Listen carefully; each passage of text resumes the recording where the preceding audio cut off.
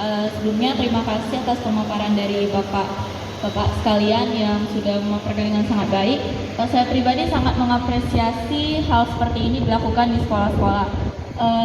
Dan saya menjadi penasaran setelah mendengarkan pemaparan dari Bapak-Bapak sekalian, bagaimana tindak lanjut terhadap pelaku dari berbagai tindakan-tindakan kriminal tadi, dan kemudian bagaimana upaya dari yang menangani korban, bagaimana mereka bisa melanjutkan hidup setelah mengalami hal-hal yang tidak menyenangkan seperti itu. Terima kasih. Iya, terima kasih. Pertanyaan yang bagus, tepuk tangan dong. Tangan kalau. Ada lagi? Ada yang mau bertanya? Ada lagi? Ada, ya. Pertanyaan ada mengenai tindak lanjut tindakan kriminal yang dilakukan oleh seorang anak lah ya, dan apa upaya yang harus dilakukan oleh korban. Inilah yang memang paling penting. Berarti dia nangkap pemaparan dari tadi. Tadi dia sudah disebutkan saudara Nur Aupa, dalam tindak pidana itu akan selalu ada korban pelaku, ya kan? Selalu ada korban pelaku. Mungkin kita ambil sisi yang paling mudah ya, karena ini di lingkungan sekolah, ya kan? Apa yang dilakukan oleh korban yang pertama kali? Mungkin seperti itu ya, dari mudahnya. Pengalaman yang kami lihat, salah satu contohnya gini, di saat ada tindakan yang kekerasan seksual, terkadang anak-anak yang jadi korban takut melapor dengan orang tua. Dari peristiwa itu diketahui sampai nanti adanya pendampingan psikososial namanya, itu yang disediakan juga oleh negara dari unit perlindungan perempuan dan anak, karena di setiap kabupaten kota itu ada perlindungan perempuan dan anak yang dibentuk oleh pemerintah kabupaten kota, dan di sana mereka akan didampingi oleh psikolog dan psikiater untuk mengembalikan kondisi psikososialnya supaya dia bisa berhadapan dengan peristiwa-peristiwa yang terjadi. Kemudian apabila pelakunya anak, itu juga tetap didampingi, tapi yang mendampinginya adalah balai pemasyarakatan namanya. Jadi dikaji perbuatan itu dilakukan karena perbuatan yang dilakukan oleh pelaku tindak pidana anak itu ada faktor-faktor penyebabnya. Mengajak anak-anak di bawah umur yang sudah biasa kita hadapi dan menjadi sebuah masalah yang penting untuk diselesaikan di Indonesia ini, terlebih kita di Dumai. Sekarang kalau kita berbicara masalah Pancasila, apa hubungan perkara-perkara yang dijelaskan dengan Pancasila? Kita berbicara tentang Pancasila berarti kita berbicara tentang norma, kewajaran, kelayakan. Pancasila ada 5 sila. Pertama, ketuhanan yang Maha Esa. Bagaimana cara kita biar jauh dari tindak pidana yang disebutkan tadi?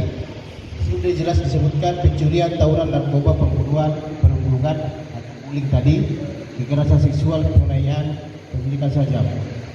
Di masa sekarang kita sangat lemah terhadap dunia Pancasila ataupun norma ya, atau bahasa tahun dulu masih PPKN ya, pendidikan kewarganegaraan. Hubungannya, di saat kita lupa dengan sila yang kelima itu, pasti rata-rata anak kenanya di sini. Dengan beberapa masalah hukum yang sering dihadapi oleh anak-anak di bawah 18 tahun dan resiko-resiko hukumnya, mungkin kalau adik-adik ingin bertanya, kami persilakan. Terima kasih. 2020 itu kasus-kasus yang terbesar, ini data tahun 2020 saja. Ini data yang tercatat loh ya, bukan yang kejadian sebenarnya yang terjadi di lapangan. Ini yang tercatat, yang kemudian perkaranya naik. Itu kasus anak berhadapan dengan hukum sampai Agustus 2020 itu dari Januari sampai Agustus itu kekerasan fisik itu ada 30. Kemudian kekerasan seksual ada 28, lalu lintas ada 13, pencurian ada 12, kekerasan psikis atau itu sifatnya bullying itu ada. Bebas, bebas. Oke, gini, coba dengar dulu ya. Kalau saya bilang SMA 1 Jaya, oke, siap-siap, kami. Oke, lalu SMA 1 Dapatnya teman terdekat atau orang terdekat kita itu kena pelecehan seksual misalnya, dan mereka itu nggak mau melaporkan, tapi mereka cerita ke saya misalnya, saya berhak nggak laporin ke pihak berwajib? Itu aja, terima kasih. Dia tidak untuk setengah, tapi walaupun dari itu tergantung pada perbuatannya ya. Misalnya gini, kalau seperti itu dia pencurian aja, itu masih bisa diversi. Diversi itu kalau dalam strategi itu diganti dengan konten, misalnya, ya kan? Ada anak lembaga SMA yang sudah hampir itu, muda ya. Nah ini masih bisa diversi, berarti korbannya kan orang dewasa ya. Ibu. Nah, ada nilainya itu masih bawah angka 2 juta, itu masih bisa diversi, masih bisa diabaikan. Nah, 11 bulan 30 hari itu masih anak, karena 31 hari itu masih anak. Jadi yang dianggap anak itu adalah 18 tahun. Kemudian khusus untuk pelaku anak itu memang diusahakan dalam kasus-kasus pidana yang tidak berat, contohnya kasus pencemaran, bullying atau tidak berat, itu diusahakan diversi, namanya diusahakan perdamaian antara pelaku, korban dan keluarga pelaku dan korban. Karena memang untuk anak memang harus diusahakan perdamaian. Kecuali tindak pidana yang itu ancaman hukumannya itu tinggi, ancaman hukumannya di atas 7 tahun, itu tidak boleh diversi, tidak boleh diusahakan perdamaian, tetap harus diputus dengan pidana. Jadi pidana itu khusus untuk anak, putusannya biasanya dikurangkan setengah dari putusan orang dewasa. Seandainya mereka ini ancaman untuk itu saya mau bertanya. Tadi sebenarnya saya ada mau bertanya tentang yang kayak usia, kan ada juga pendampingan gitu untuk anak itu usianya sampai kapan lah penjarakan antara anak dan dewasa. Baru pertanyaan saya yang kedua itu apakah tindakan pidana terhadap seorang anak dengan tindakan pidana terhadap orang dewasa dinilai berbeda di manapun?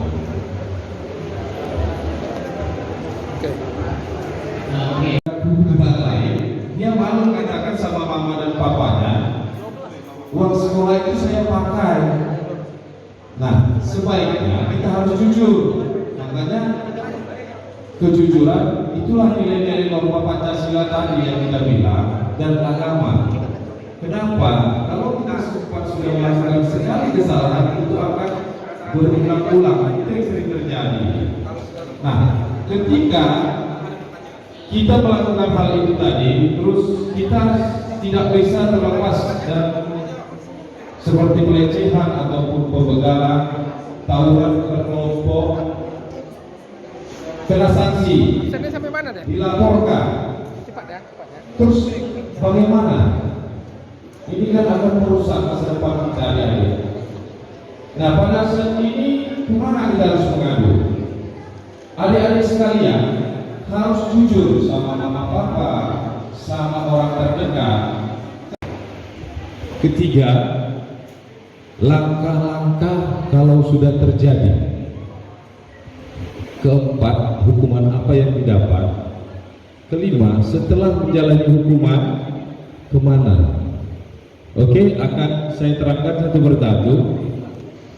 Penyebab terjadinya tindak pidana pada anak ini kita kategorikan pertama itu lingkungan. Jadi adik-adik harus tahu bagaimana berteman, mencari teman.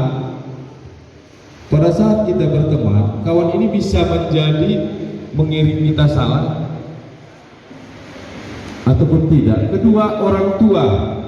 Jadi memang untuk saat ini yang terbesar itu kita lihat untuk grafiknya itu pengawasan, controlling dari orang tua. Jadi memang ini sangat perlu. Ketiga, adik-adik harus lebih mendekatkan diri ke pergaulan-pergaulan positif seperti agama, olahraga. Jadi carilah teman yang bisa positif membangun. Ini cara kita terlepas dari seperti narkoba, karena kalau kita sudah terkena dampak pidana tersebut, maka otomatis walaupun ada perbedaan hukuman antara dewasa dan anak-anak, tapi otomatis dampak psikis, ini yang sangat kita dewasa itu inisial itu lebih kepada, apalagi dalam pemerintahan itu lebih kepada kode etik jurnalistik. Apalagi memang apabila perkara itu masih dalam proses penyidikan kepolisian, kemudian masih dalam proses persidangan, maka secara hukum itu dianggap belum terbukti bersalah. Kenapa dalam kode etik jurnalistik kalau pelakunya dewasa itu diinisialkan menghindari kalau nanti ada laporan balik dari pelaku terhadap media massa yang memberitakan, karena itu kan diduga baru, kecuali kalau sudah ada putusan pengadilan yang berkekuatan hukum tetap, maka terbuktilah ia bersalah. Tapi khusus terhadap baik pelaku ataupun korban anak, maka wajib tidak dituliskan dan wajib disamarkan namanya. Itu pun dalam sistem elektroniknya pengadilan, dalam sistem elektroniknya karena semua orang bisa mengakses, itu tidak akan muncul, hanya dituliskan disamarkan. Karena khusus untuk pelaku atau korban anak tidak boleh dari pelakunya anak, korbannya anak. Namun dia secara tidak sengaja membunuh korbannya itu. Sedangkan kasus kedua, pelakunya sama korbannya anak juga melakukan pelecehan seksual. Namun pelakunya ini memang secara sengaja atau sudah merencanakan untuk membunuh korbannya ini. Apakah hukum pidana yang diberikan itu sama atau berbeda? Jadi aku mau nanya soal masalah penggunaan inisial gitu ke beberapa kasus gitu kayak LN itu ada nggak kayak hukum yang ngatur gitu penggunaan inisial ini khusus kepada sebuah anak-anak, karena kan mereka biasa juga pakai inisial kan kalau misal terlibat kasus kriminal. Itu aja pertanyaan.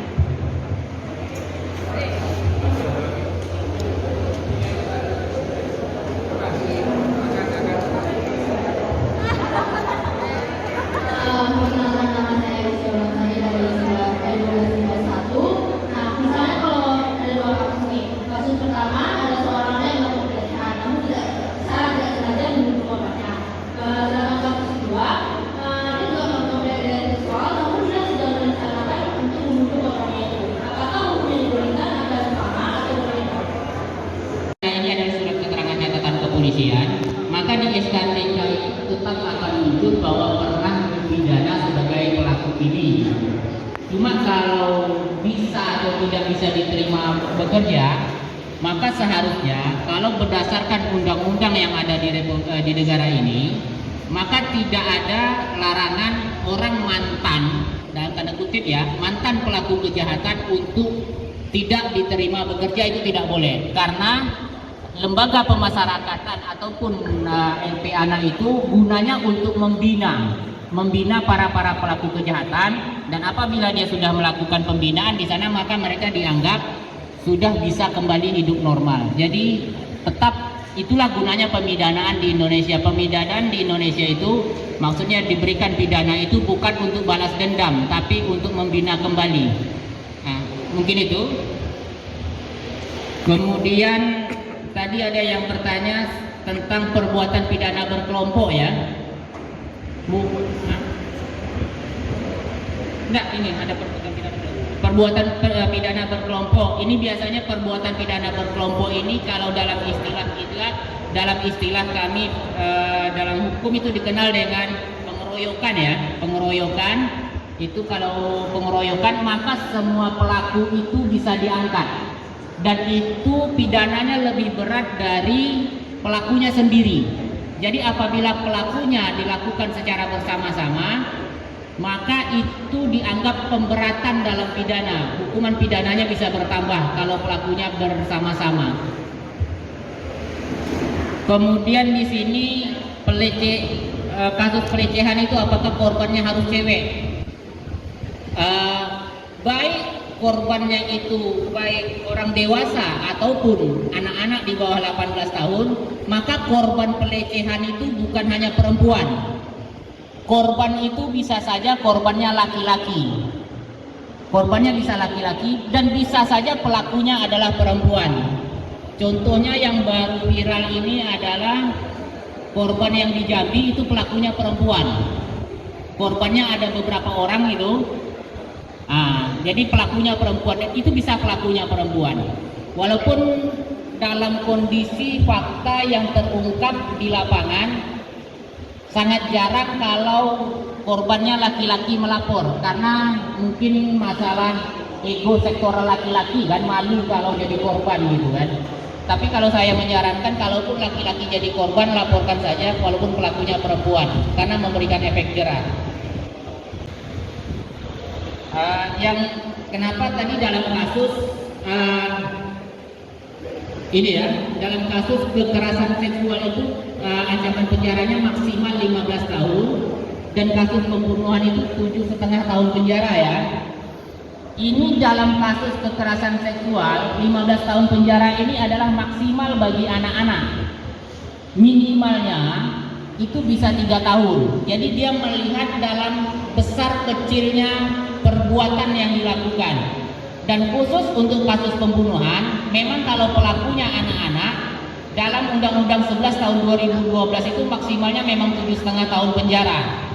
Kalau memang undang-undangnya seperti itu gitu kan. Jadi karena memang pelakunya adalah anak-anak gitu. Tanya ini ada tadi satu yang menanya, dalam kasus-kasus pelecehan itu kan susah pembuktiannya ya. Jadi begini, dalam sistem hukum kita, apalagi yang khusus korbannya anak, itu pembuktiannya dipermudah. Maksudnya pembuktian dipermudah. Pembuktian itu bukan dalam mengenal sistem hukum, pembuktian itu bukan hanya saksi. Jadi bukti itu bisa saja, ini maaf dalam kasus pelecehan seksual, bukti itu apalagi dalam kasus persetubuhan, bukti itu ada namanya nanti pemeriksaan dari dokter yang ada visum et repertum, itu salah satu bukti. Dan kalau korbannya anak, maka satu saksi dianggap saksi. Saksi korban saja itu sudah dianggap saksi. Kalau dalam kasus tindak pidana lain, minimal harus ada 2 orang saksi ya. Tapi kalau korbannya adalah anak, maka 1 orang saksi adalah saksi. Jadi kalau korbannya saja yang melapor, kemudian didampingi, itu sudah menjadi saksi. Apalagi sangat secara perkembangan ilmu pengetahuan sekarang, kalau tidak ada saksi lain, bisa didatangkan ahli yang namanya psikiater biasanya oleh kepolisian. Jadi mudah pembuktiannya. Kemudian Saya ingin bertanya tentang pelecehan. Selama ini kita lihat di kasus-kasus pelecehan itu kan selalu cewek yang dilecehkan. Saya ingin bertanya, apakah pelecehan itu hanya berlaku ke cewek atau ke cowok? Yang kira kalau dicoba juga, kira-kira kemudian gimana?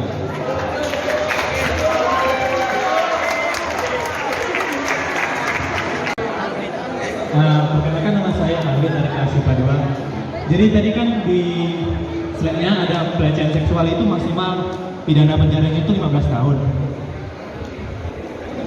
15 tahun kan. Sedangkan pembunuhan itu 7,5 tahun. Kenapa bisa begitu? Pak, misalnya kan korbannya ingin melapor, kan didampingi oleh orang dewasa. Misalnya katakanlah pelecehan seksual, itu apakah harus memiliki bukti untuk diproses atau bisa dengan perkataan aja? Karena kan sulit ya untuk bukti, misalnya saya dilecehkan gitu. Terima kasih. Tapi yang saya maksud dengan yang kedua itu, kalau korbannya seorang anak dengan korbannya seorang dewasa, dinilai berbeda. Maksudnya kayak apakah hukuman yang diterima pelaku itu semakin berat atau semakin ringan atau gimana? Sebelumnya terima kasih atas pemaparan dari Bapak sekalian yang sudah memaparkan dengan sangat baik.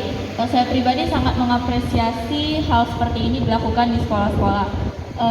Dan saya menjadi penasaran setelah mendengarkan pemaparan dari Bapak-Bapak sekalian, bagaimana tindak lanjut terhadap pelaku dari berbagai tindakan-tindakan kriminal tadi, dan kemudian bagaimana upaya dari yang menangani korban, bagaimana mereka bisa melanjutkan hidup setelah mengalami hal-hal yang tidak menyenangkan seperti itu. Terima kasih.